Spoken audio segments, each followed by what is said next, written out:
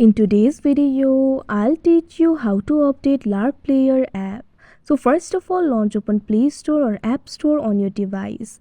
If you're using the Android device, simply open the Play Store like me. If you're using the Apple device, open the App Store. Now in the Play Store, what you have to do is tap on the search icon that you can see at the bottom right corner of your screen.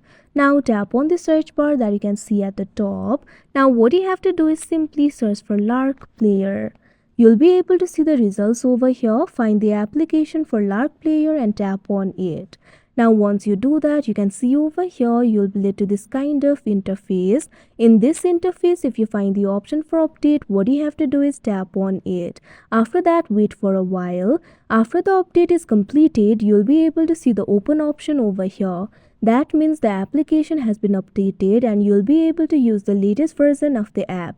Along with that, you'll be able to access the new features and all the bugs of the application will also be fixed. So like this, you'll be able to update it. So that is how you update Lark Player app. I hope you found this video helpful. Thank you for watching.